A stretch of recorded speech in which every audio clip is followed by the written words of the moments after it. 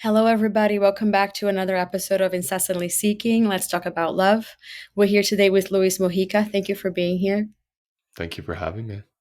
And we're talking about somatic work and how our emotions live in our body and how do we deal with that in romantic relationships. I would love to hear your feedback. I love to hear your experience. I've been obviously watching your videos and listening to your podcast, and I think we have a lot to learn here today. Yeah, I love talking about this. Where do you want to start? At the beginning, whatever that is for you, that would be great. So we all know that our emotions, come from a lot of what we have in our bodies. We're carrying from our childhoods, our life experiences, and then we drag that into our romantic lives and trying to build a relationship with a new person. I just started working with somatic work, and I'm fascinated by Mhm. it. I don't know if I understand it completely. So maybe let's start with a description. What is somatic work? Yeah, somatic work is experiencing your life through your body. So if we think of like any other kind of therapy or coaching, it tends to be cognitive, where you're kind Hmm. of thinking about it, you're identifying it, you're relaying it. So you're getting it in like a cognitive way. But somatic work means I experience it sensationally. So when I talk about my childhood, I feel where it lives in my body. When I'm with my partner, I feel where the relationship lives in my body. Very different from thinking about it. And it's almost like you're reliving that experience that you had as a Yeah. child or as an adult. That's exactly what happens when you like, let's say before you're introduced to somatic work, you're not aware of embodiment of your story or your memories. So you can be talking in therapy, you can be thinking while you're driving in the car, you can be telling a story to a friend about something, and your body is literally re-experiencing it. But without your awareness, you won't even notice, and then Hmm. you'll have a panic attack or you'll go into coping mechanisms or something, and you'll think it came out of nowhere, but really it was there that whole time. And I have had those moments in therapy when had the aha moment, like, oh my God, I get this. And then you go Hmm. on to behave the exact same way because once Yeah, you that's right. understand it, you're like, well, what do I do with it? How do I change it? That's a big one. That's what propelled me into somatics because I got so good at understanding my story and like knowing it and understanding why I did this and getting it cognitively, yet the body was still being repetitive because nothing changed in my body. It was all my mind.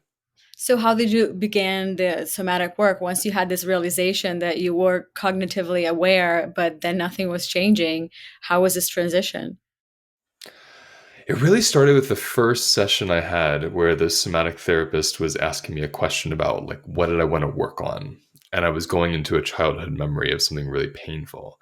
And she paused me, and no one ever paused me before. Like whenever I went to therapy, I would literally talk the whole hour.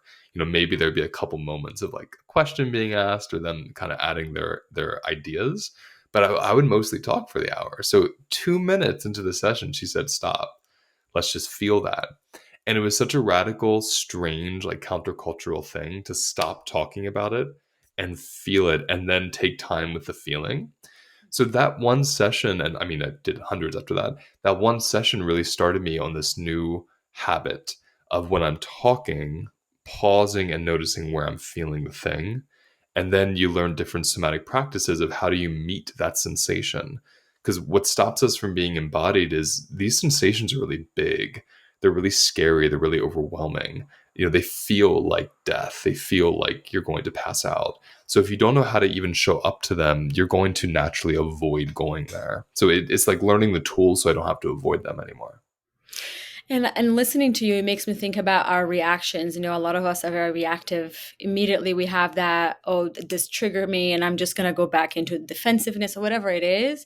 But once you understand that pause means that let me look Mhm. at what this is before I respond in any way to whatever is happening on the outside. Hmm. Especially in relationships, I think it's so important. And I've done recently a breath class, which kind of blew my mind. I wasn't really expecting anything. I was like, well, I know how to breathe, whatever. I just have an hour. I'm gonna do this class. And I cried, I laughed, and at the end of the class, I'm like, I felt like a rubber band had just kind of ripped, and I was just in Yes. this weird place. And I was like, how did this happen? And the practitioner was like, oh my, I'm so glad you got all of this. And I was like, how? But it's almost like that unaware something was in there, and like how do Yeah. we consistently show up for ourselves before we're showing up for other people? What I'm really learning, even as you say that, is The body does so much processing for us. So whether Mm. it's stress or like an open wound or even trauma that's stored, the body knows exactly how to metabolize it and process it. So that feeling you have felt like this rubber band, like something like broke and opened up, like you weren't like cognitively breaking and opening something up. You were actually like letting go of the idea of fixing or understanding.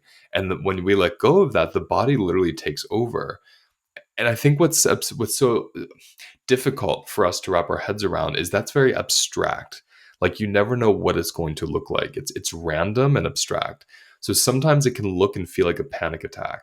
That's the Mhm. body actually going into an experience of letting go of a lot of charge.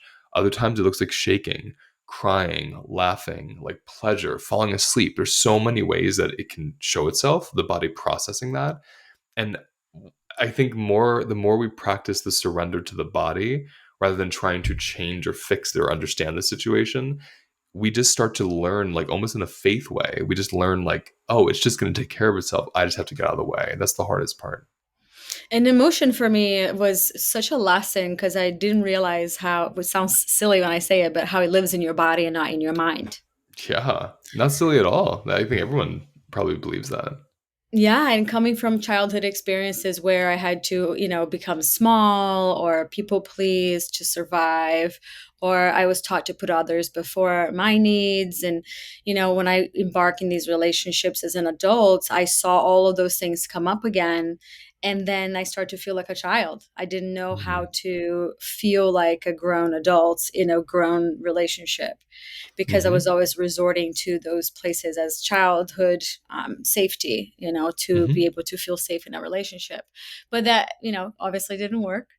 It was a very painful experience to understand that maybe things that happened and helped me survive as a child no longer work as an adult.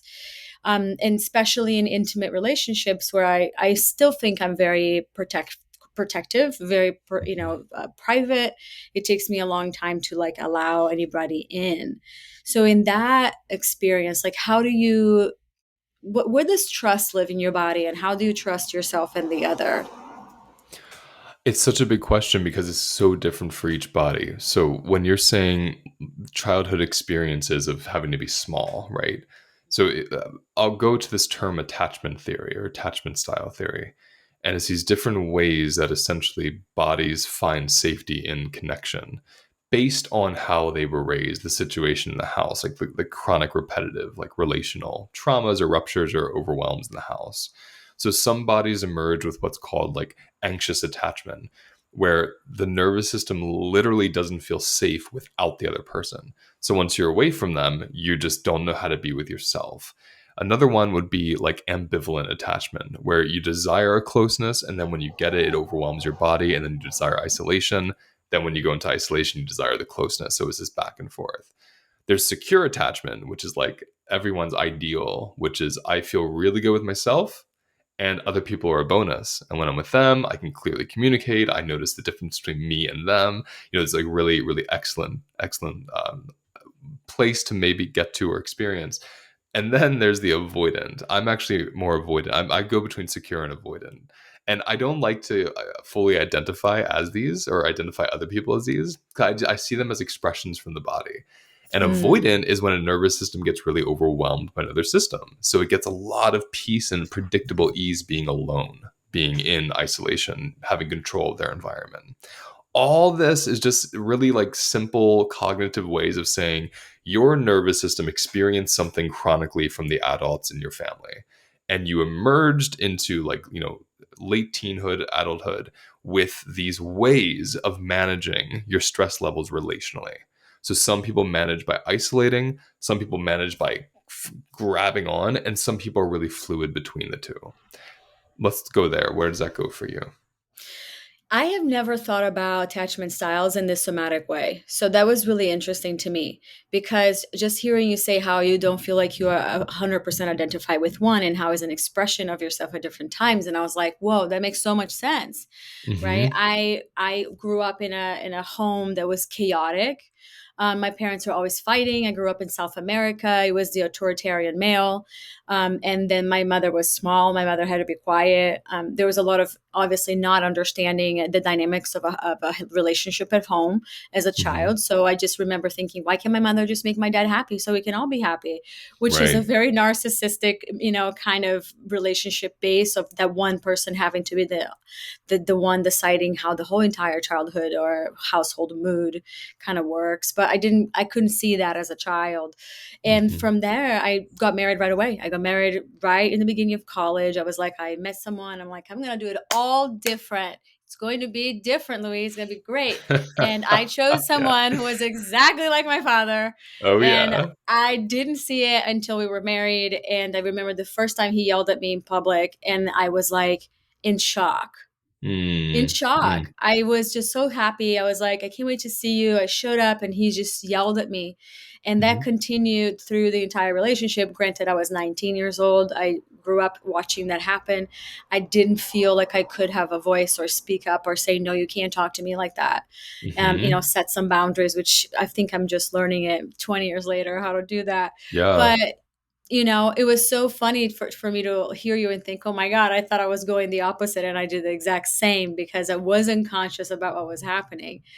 And Hmm. then after that, I went into an avoidant style because I was like, you know what? I love being alone. I love living alone.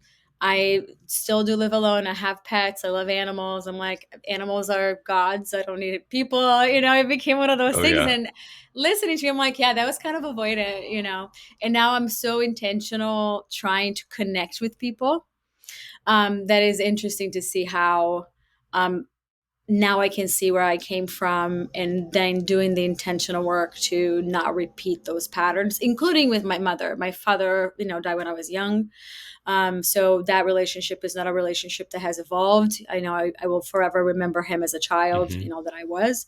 But with my mother, as she also gets older, I start to look at things like, oh, I'm replicating this that she did. I don't want to be that way. So then I try to do it differently. Moreover, I think altogether for Latinos, in my culture is like we yell, we're loud. Like I just don't like that at all. And then I see myself doing that with my family, and I was like, what is happening? So there is that Yeah. moment of, okay, we identify it, and then how do we intentionally change it, so that we Hmm. show up differently in our relationships.